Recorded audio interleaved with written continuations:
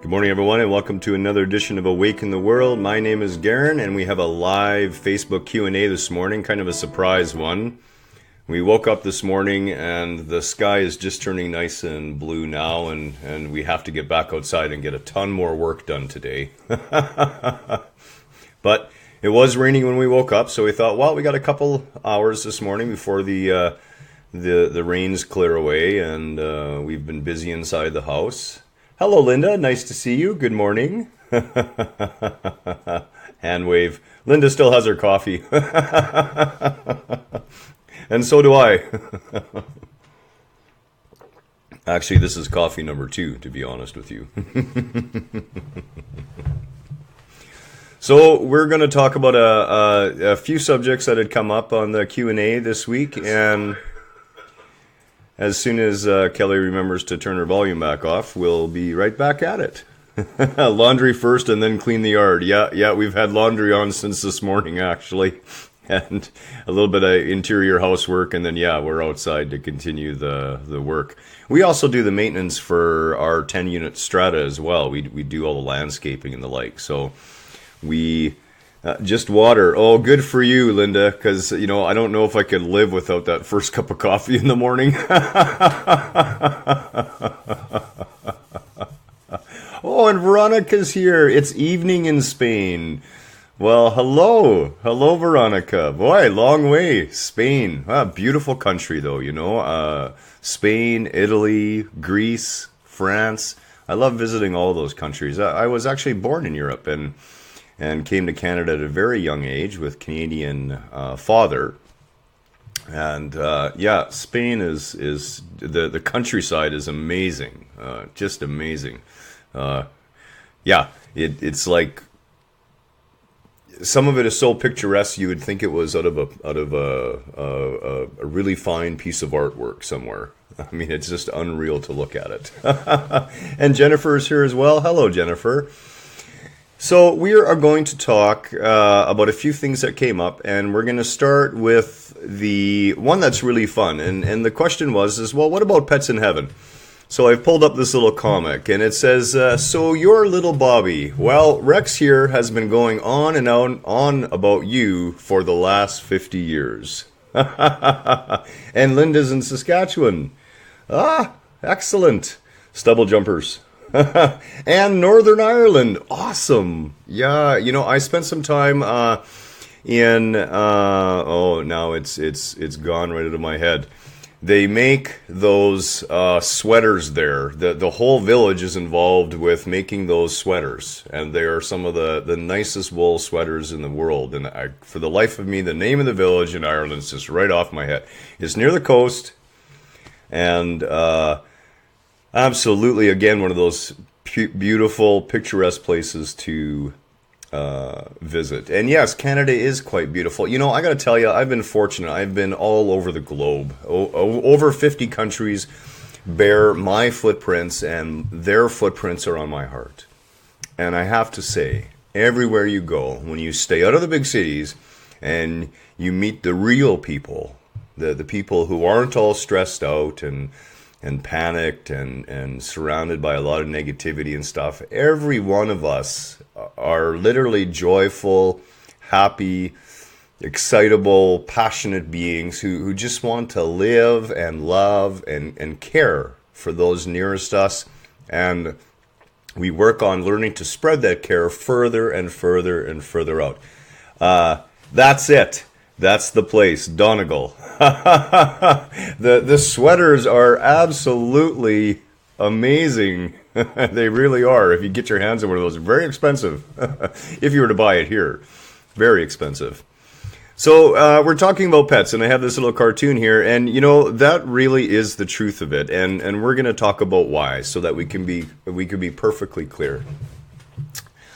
One of the things that and Richard is here. Hello, Richard. Nice to see you. Semper Fi. In the French Foreign Legion, it sounds really boring. It was Legio Patra Nostra. Loyalty until death. Yeah. Okay.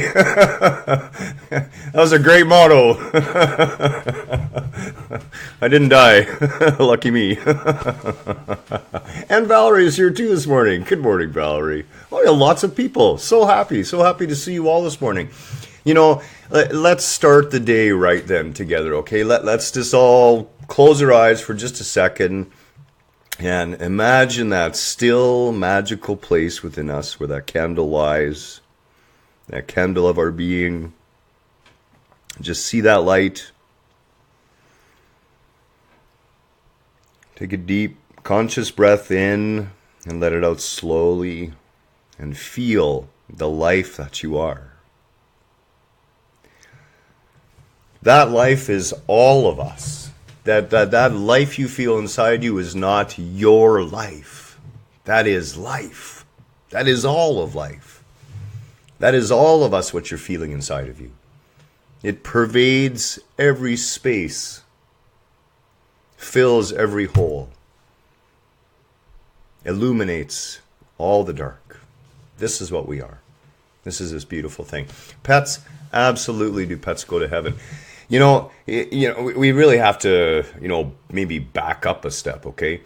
Heaven is not a place to go. Heaven is a state of being. Heaven is a state of knowing, a state of experience, a state of constant connectivity with that divine self, with that sea of consciousness. And here's the trick. We're constantly connected to it all the time. We literally live in what we would call heaven. The Garden of Eden, heaven, is nowhere. It is now here. It never left. It never changed. It's right here, right in front of us. This is why I know all beings, all expressions of the Creator return to that creative sea of consciousness. The expressions are infinite. If I have personally talked to people who have passed to the other side and come back, had near-death experiences like my own, and yes, animals will be waiting for you. In my case, I'm going to get mauled by like a pack of creatures. It's actually going to be a lot of fun. It really is. Our pets are expressions of that divine, as is every plant, every bug, every bird. And when there is connection, when there is conscious connection between any two beings, that connection lasts an eternity. It can never be pulled away from us. It can never be taken away. Us, in our false concept of self, limited self, the idea that we are born and then die and have these physical, finite, limited existences, we don't see often deeply enough to understand that a connection is always there. Right now, right today. If you have a pet that you've lost in the past, you know what it is most of the times? We're too afraid. We're too afraid to go there. We're too afraid to allow our consciousness to return to the pet. Because as soon as we reach out, the consciousness that was that pet is manifest to us right now again. Right now. Jennifer says, me too, have had many animal friends.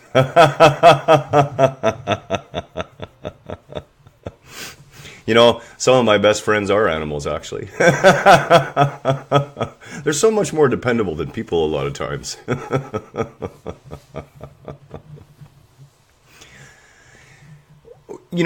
And I guess this is what people are really asking, when it comes right down to it. If we could rephrase the question, are pets in heaven? Maybe the real question is, when I die, am I going to be reunited with all of those various consciousness and life forms that took part in my journey? And the answer is, it's up to you. You see, and I think we're still staying on topic with this, and if we're not, forgive me, okay? But here's the beautiful thing about passing over, as we would call it, or transitioning, or dropping dead in this physical realm. Okay? When you reach the other side, for lack of a better word, and again, I have an itchy nose. Does anyone know what an itchy nose represents? And it's not a cocaine habit, that's for sure.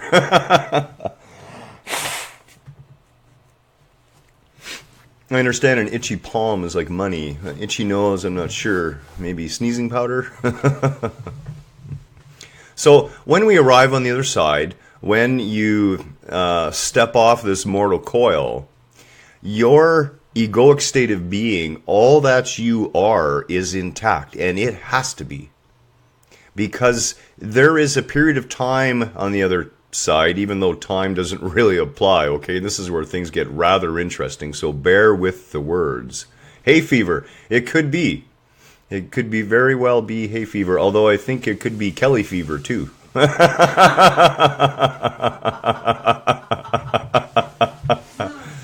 Yeah, speaking of hell, I'm gonna die. So we pass through the other side, and we have our consciousness still intact. You really do. I've been there twice. And many other people have been there and said the same thing. You're still you when you walk over, as far as your false sense of this current life goes.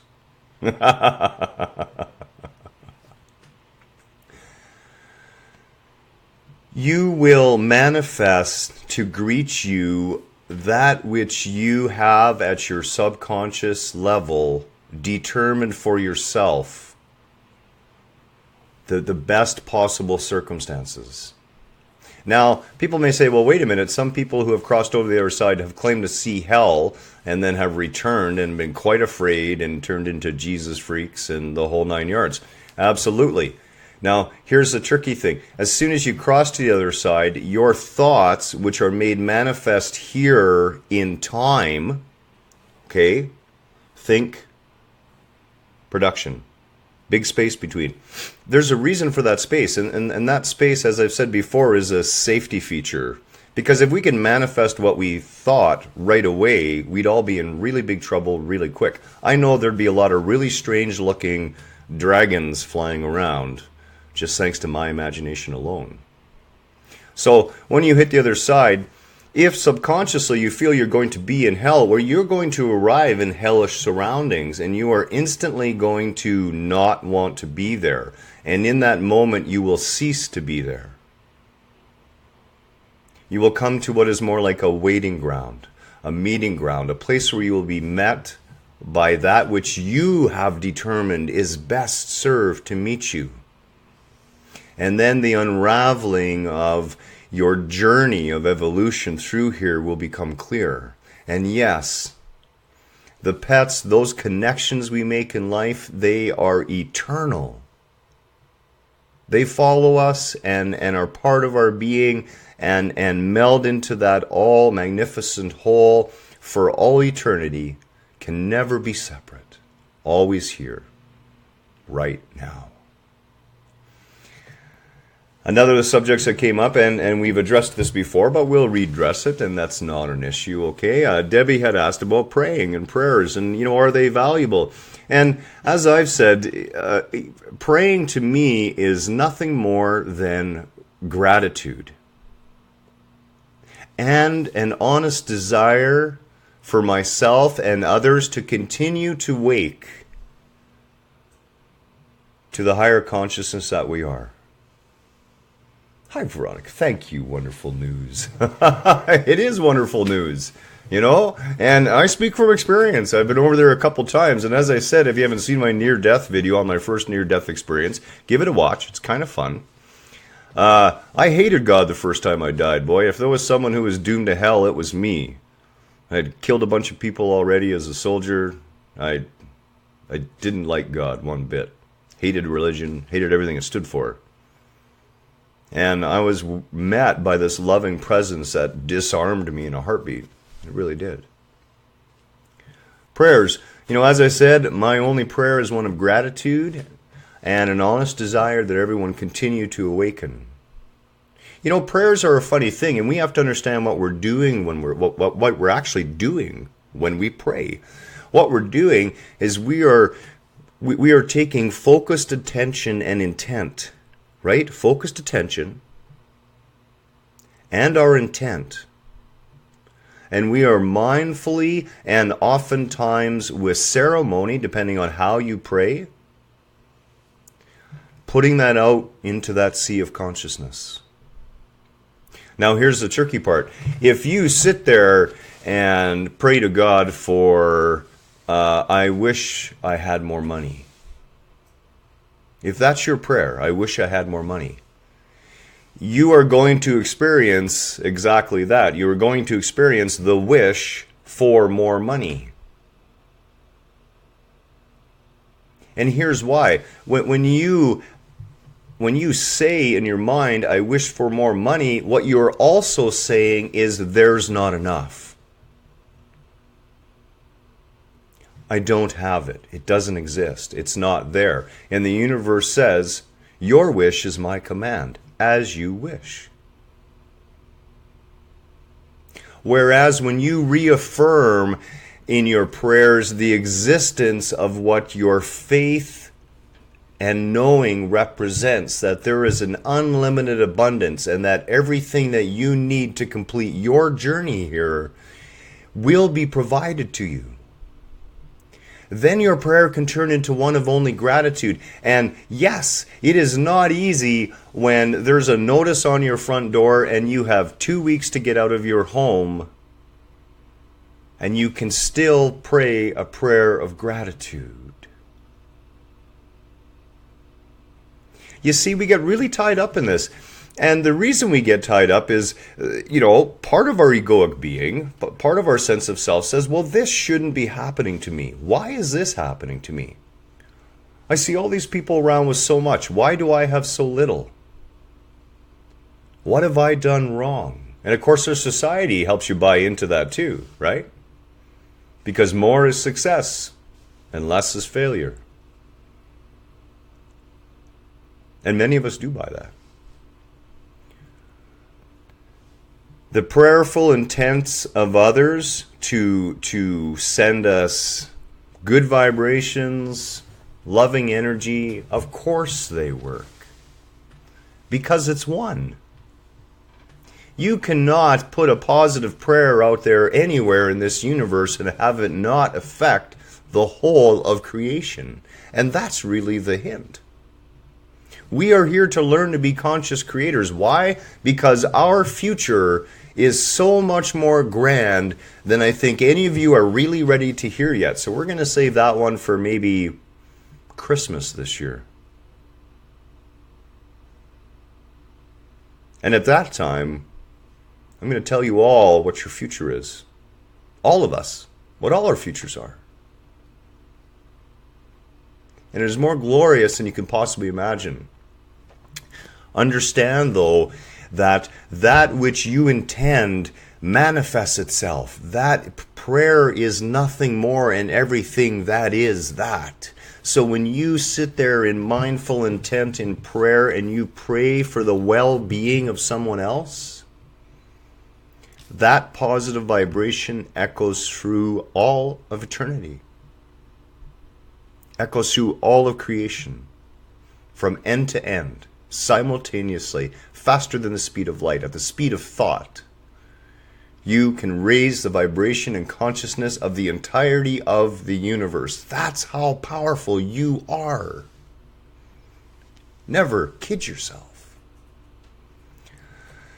When we pray out of a place of lack, when we pray out of an idea that we don't have, or that we're in trouble, or that we're in need, what do you think the universe will give you? See, the universe knows what you are. The universe is 100% sure of what you are because you are it. That sea of consciousness knows all that you are. And it has no fear for you. And when you come from this dark place and you pray out of need, you are going to receive more of that need. Why?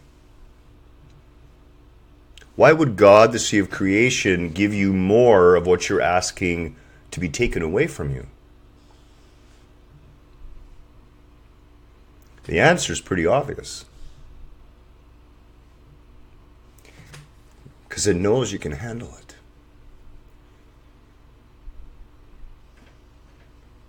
And sorry, whenever I get into this space with myself, whenever I allow myself to be totally taken in by the vibration of my higher being, the emotion and energy, as I've said before, it leaks out.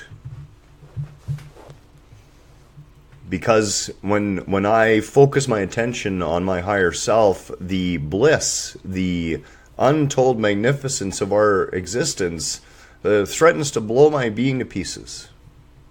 As I often tell my wife, one of these days I'm just going to give up my body. And, my wife doesn't see very well in the dark. So I told her, look, I'll be your permanent nightlight. I'll just be this glowing astral form. And, whenever you need to use a bathroom in the middle of the night, just give me a shove and I'll get up and I'll walk behind you. So, nice light to the bathroom. Kind of fun. When you pray from a dark place, the universe gives you more of that dark. It will. I've been there. It will heap the darkness upon you.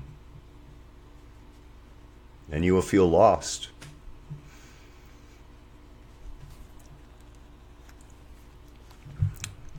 What you're really meant to do, of course, is shine. Fear. This is the big one. This is the really big one. Let's just finish off on prayer.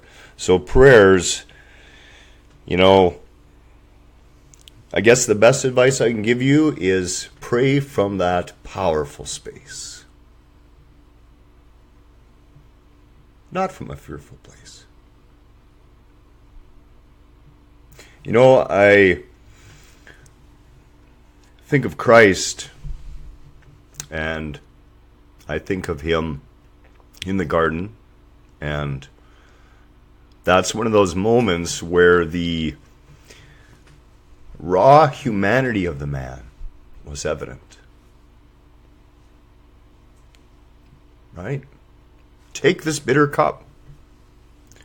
What did he get? More of that bitter cup.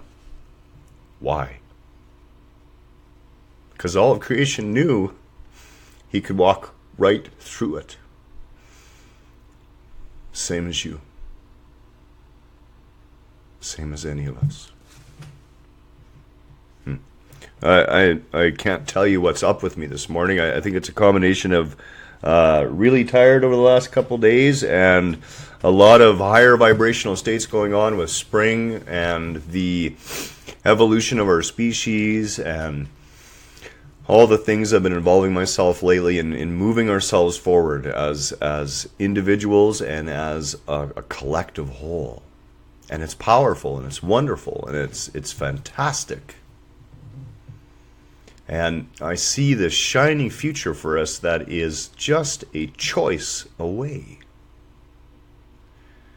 We come to fear, and we keep coming back to fear because everyone's afraid.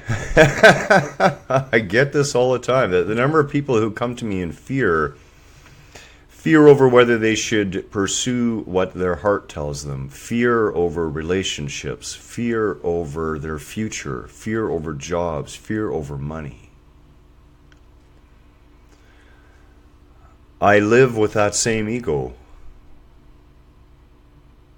But the one thing I've learned about fear is that the only way you know is to go ahead and walk right through it.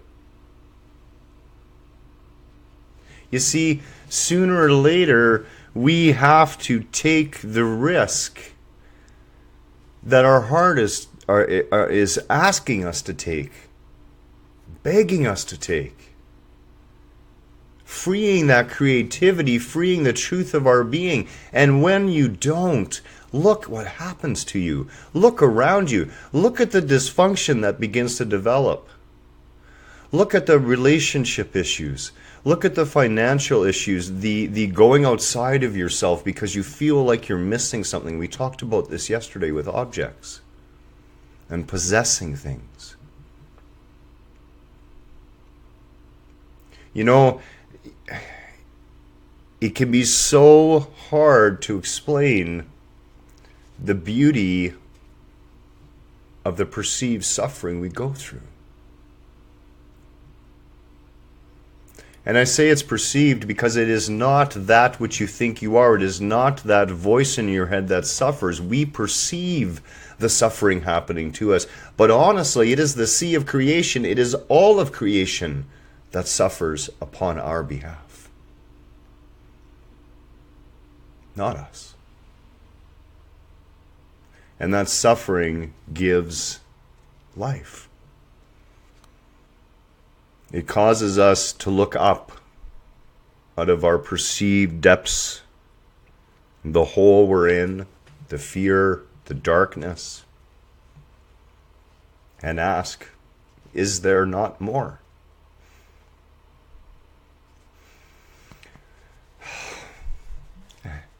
The more is so glorious.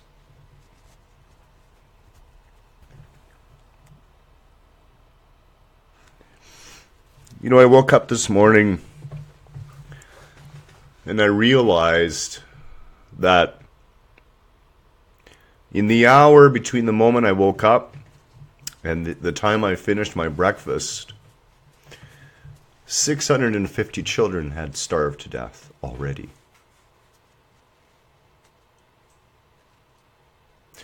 I realized that in the hour while I had my breakfast this morning, there were 1.5 billion people on the planet waking up to no breakfast. And those people would be fortunate to see one meal today.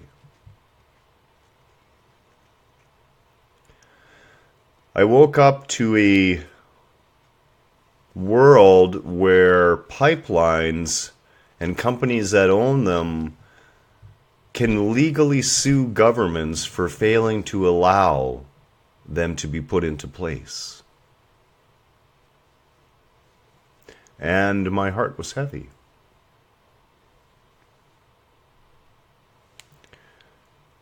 So much of what we do from this unconscious state of being. Yes, absolutely. Better yet, Linda, let's bless ourselves.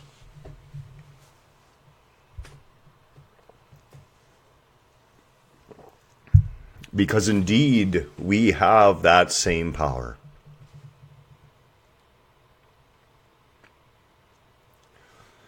The last little sentence down here is a question. It says, what in hell are we doing?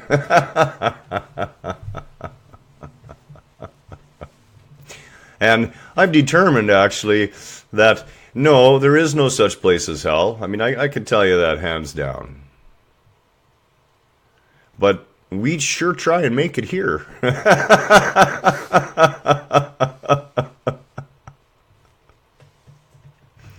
And we don't have to.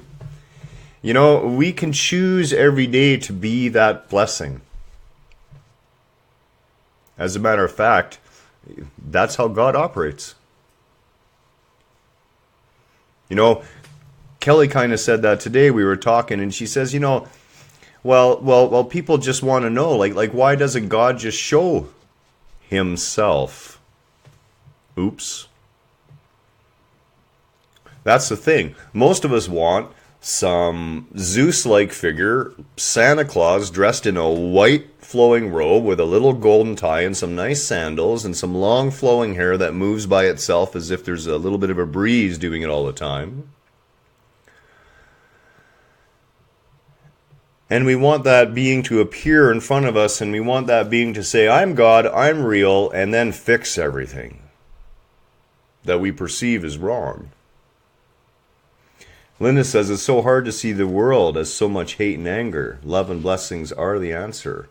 Absolutely. And the trick is don't look at the hate. Be the difference. We do not close our eyes. You know, hear no evil, see no evil, speak no evil. That's a load of crap. Okay? What we want to do is we want to recognize what is. We want to see what we're doing, and we want to intelligently decide to do something else. Our political system as it sits today is not fulfilling what we asked it to do. It is not making for better countries, for better living, for cohesiveness. It is creating separation. You know, it amazes me that the news will report that the politician has lied for the nth time, but we should know better that they always lie. And yeah, we keep voting them into office. And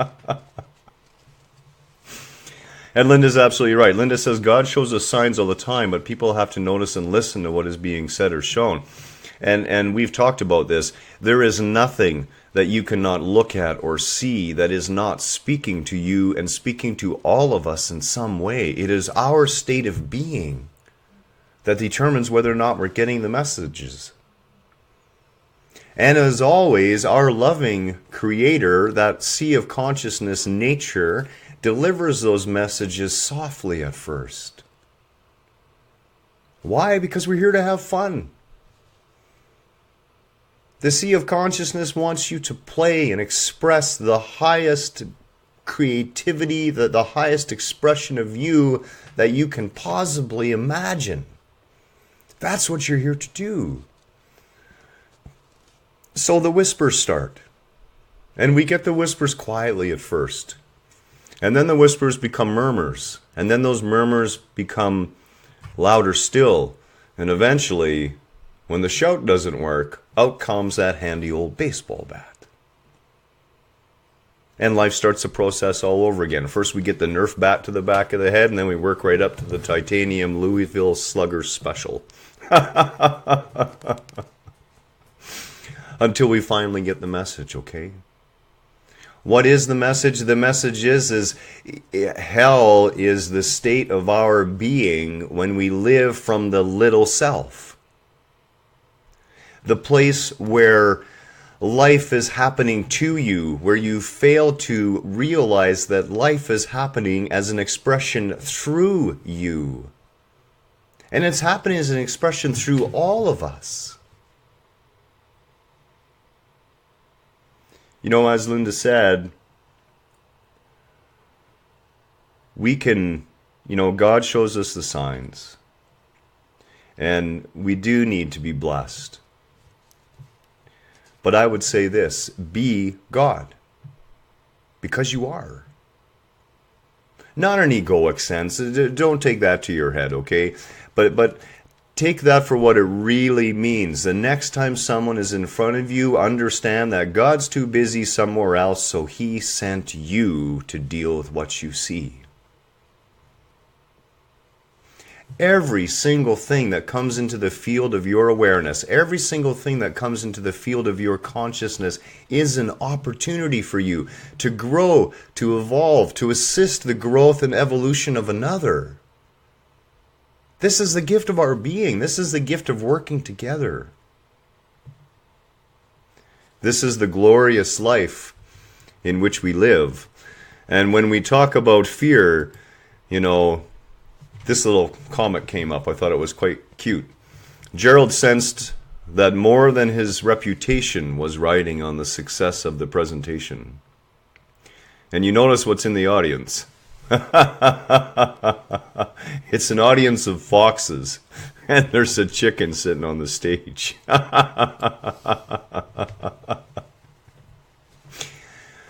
Live from that point gloriously.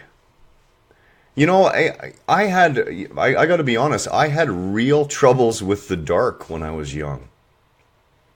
I still remember being 16 and a half, not quite 17 years old, and being out on a night exercise and basic training for the first time by myself and being terrified of the sounds I heard.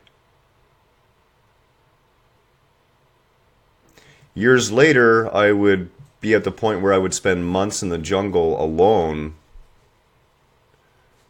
sleeping alone in the jungle, moving in the jungle, and not want to leave, not want to return to the city, have no fear of the dark. As a matter of fact, there's one thing I learned about the darkness, and here's the thing: in the darkness, there's less worry than in the light. And it's in those dark places as Gerald the chicken can shine. You know, speak your truth even if your hands are trembling.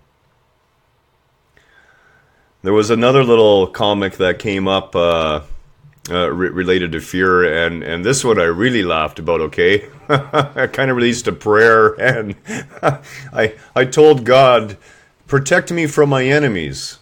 And I started losing friends.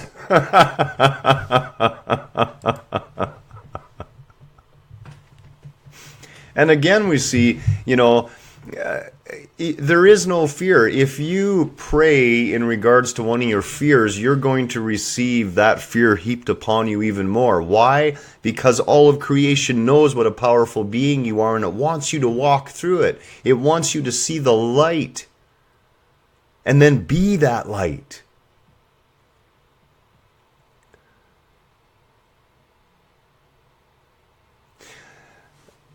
No, Veronica, I totally get what you're saying, okay? Veronica says, some are unable to self-reflect. I feel sickened by the slaughter and hunger of innocence. Set the standard by your example then. Will do my best. And, you know, in Conversations with God, Book 4, we talk about this. What does it mean to do our best? I mean, we are all doing our best. You right now, Veronica, are doing your best. Linda is doing her best. I am doing my best. Kelly is doing her best. The drug-addicted, homeless person is doing their best as well.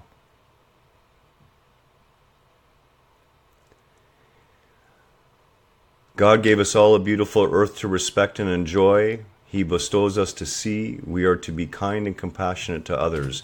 And, you know, this is what it comes down to. We are the ones who have to make the decision, the choice. We are here to have an incredible journey home.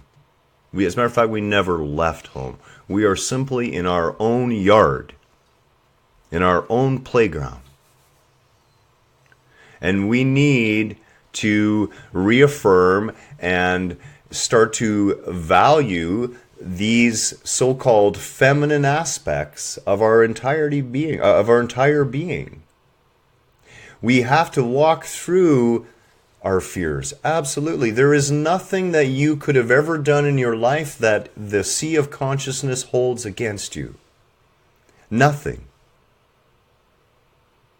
It was all planned before you even came here. You were part of the planning. This is a play. This is a drama. This is an action, smash 'em up, crash love story.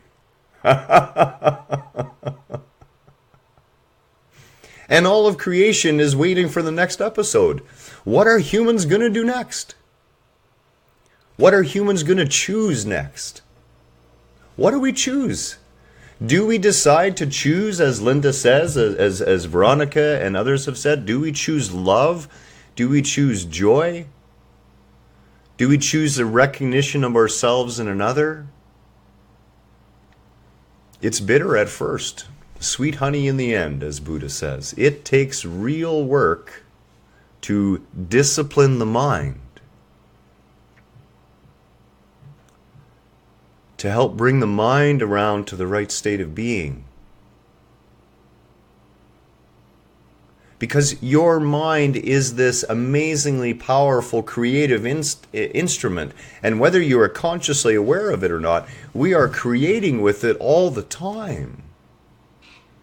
We create feelings within our body. We create physical monuments. We create families. We create our own future. Or we negate it. It's our choice. What in hell are we doing? The reason I put this down here is not to pick apart what we're doing wrong, and I don't believe in that word. Everything we do is an opportunity to see, to evaluate our creation, and to choose whether it serves us or not, and then choose again. And choose again. And choose again.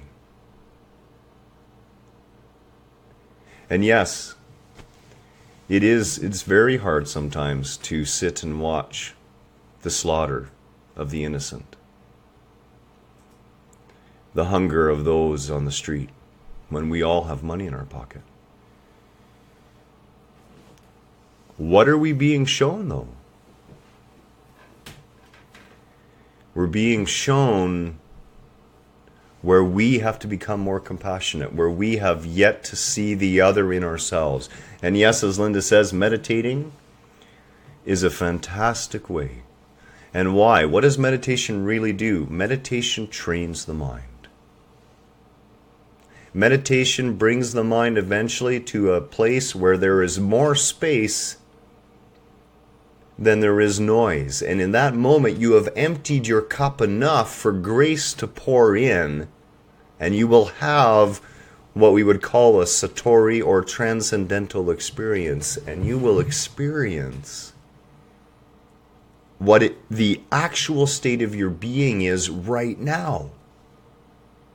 You see, when people have that satori experiences, satori experience or that transcendental experience, and I've been very fortunate that I'm blessed with about half a dozen a year. And that makes a big difference in my life. It's kind of like resetting the clock again. But when we have that experience, we think we're having something unique. And instead, what we've really done is we finally became open enough to accept where we are all the time and see it, even if it's just for a brief few moments. You know, we all run around seeking, looking, and it's all here. This is the fun of it, okay? It really is God playing hide and seek with us. And we're the children covering our eyes and counting. And then we go out looking. But that sea of consciousness, boy, it knows how to play hide and seek when it wants to. And yet at the same time, when you take those blinders off your eyes, what do you really find out? There's nowhere God can hide. Think of the difference. You can live in a state where you're always playing that hide and seek game and your eyes are always covered. And why? Because we choose to cover them. You know, fear. Oh, I just lost one eye. Guilt. Now I'm blind. It's true. We cover one of our eyes with fear and we cover the other eye with guilt. Guilt for all the things we've done in the past and fear of all the things that may happen to us in the future. And when we do that, we lose out on the moment, right here, right now, where the sea of consciousness, God, is staring us right in the eyes. Grabbing us by the wrists and saying, come on, pull those hands back off. I'm right here. Look at me. Linda says that she is new at meditation and really excited about seeing the other side so I can get past things in my life that are making me feel uncomfortable. And Linda, why don't you send me a messenger text and we'll get together and have a video chat and talk about that a little bit. And I mean, don't disrespect and don't take it the wrong way or anything, but things that are making you uncomfortable cannot be solved anywhere else but right now. And it's a choice. You can choose to let it go. You can choose to accept that no matter what you may think of it at an egoic level, there is a gift in every moment of your existence. There is a purpose, an evolution, a message for you. Handmade, hand-delivered by God itself. Right to your door. Just for you.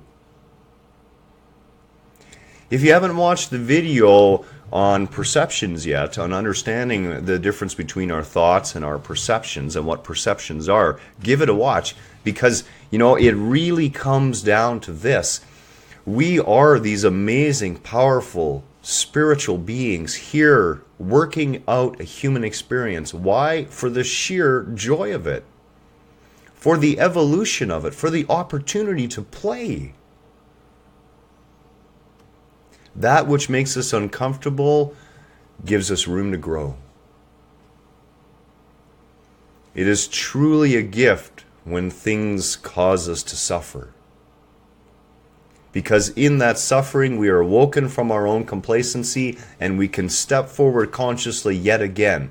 We can grow again in spiritual fulfillment, moving ourselves forward in evolution, in conscious awakening, and thereby help awaken the world. And so many of us are waking up. Waking up is not the hard part. It's all the stuff that you have to deal with when you fall out of the bed.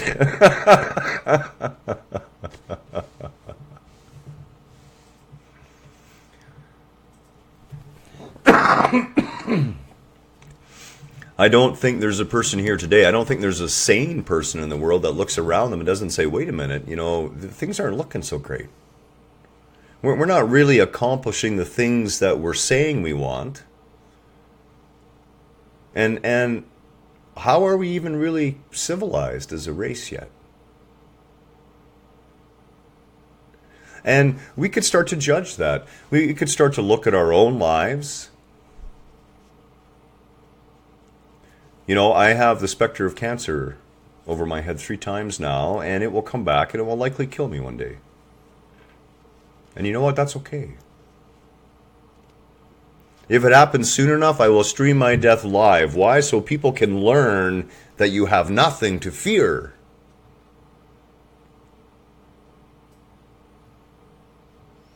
We all go through this. We all carry this peace within ourselves that wants to go home. And that ends up being an egoic interpretation of the real underlying truth that you never left home.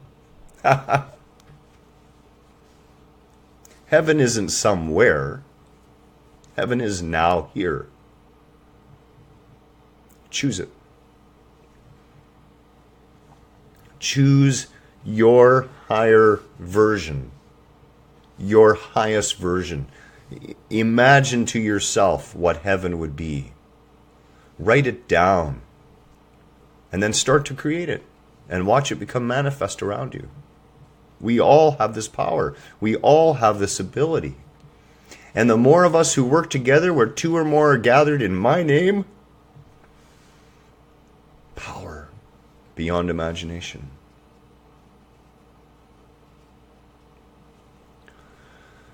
Devora's here. Hello, Devora. Sorry, missed you. We're doing the Facebook one, and it's difficult because I don't see the comments right off to the side here. I apologize. I'm very emotional this morning, and it's not from sadness or any other negative state. Actually, I am just overjoyed and energized at what we can be, and part of it has to do with spring and sunshine. All the things that remind us that there's a new beginning for us every day, every moment. Who cares what you did yesterday? Drop that baggage. Leave alone your guilt. Do not blame yourself for what you did in a lower state of consciousness. That's like beating up a baby for spilling milk.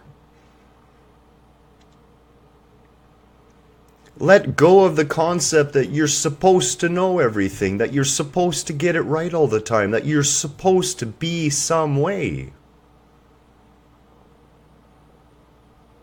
I speak to you not as someone who has more knowledge or greater knowledge or who's better than or has seen more, but as your equal, as your brother, as your sister.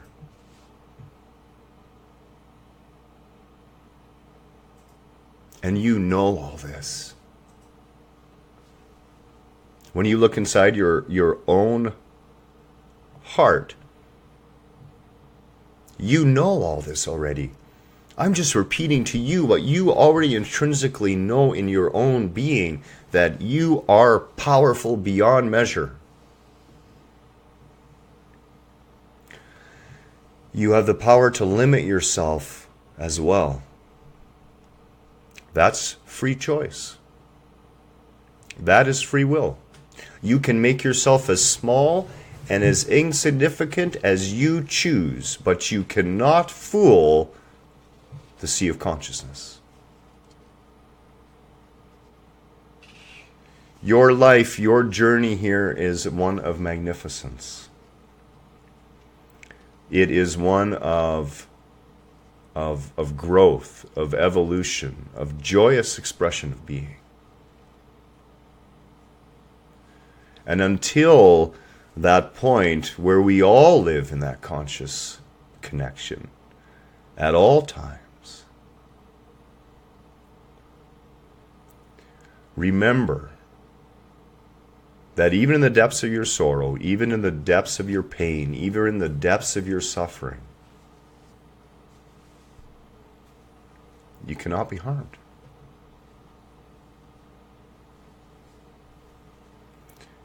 You're always held.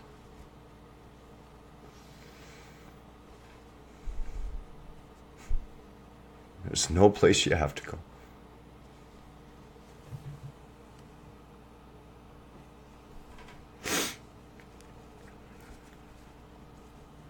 Powerful morning, and Garhen's turned into a suck today.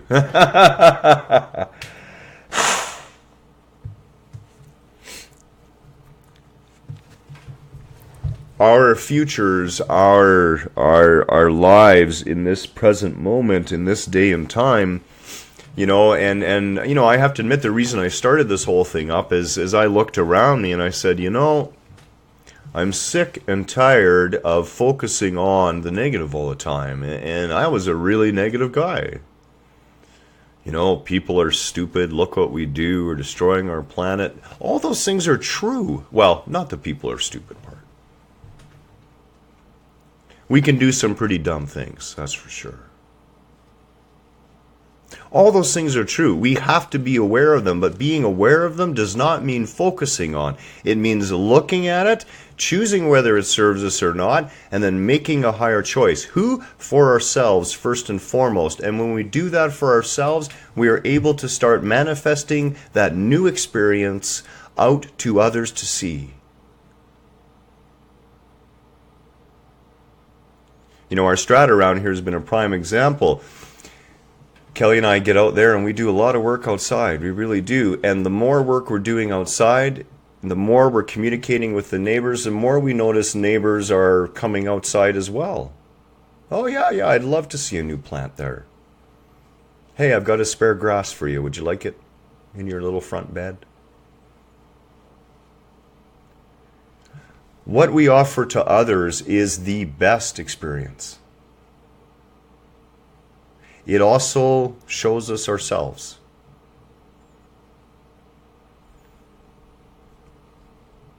The best teachers are the hardest to deal with. I know. Ask Kelly. Isn't that right, honey?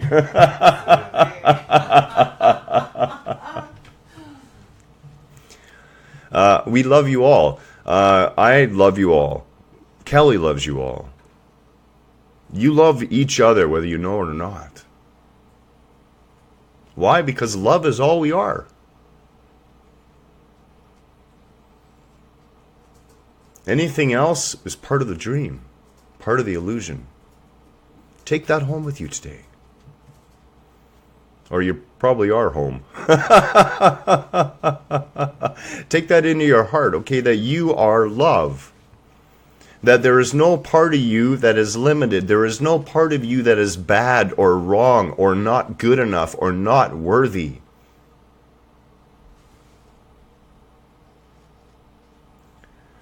You are on holy ground every step you take. Why? Because you walk on it. Sanctify every minute of your existence. What does that really mean? It means relish it. Love it. When you're suffering, suffer. Cry out to the stars. Love that feeling of grief and then choose again. Much love and namaste to you all. I do hope this has been at least an interesting session. We have 2 live events tomorrow. There is the 10 o'clock Help and Awaken, and then there will be a 1 o'clock Sunday Q&A where we have more questions to address and answer. Much love, namaste to you all. Have an absolutely wonderful, wonderful weekend, wonderful night, wonderful day, no matter where you are in this world.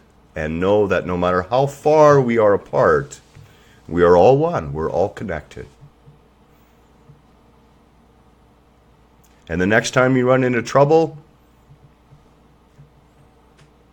it doesn't matter whether people are alive or dead. You just have to think about them, and the energy and the wisdom and the love that they are will be right there with you too. Myself included. Kelly too. Namaste. Have a wonderful day.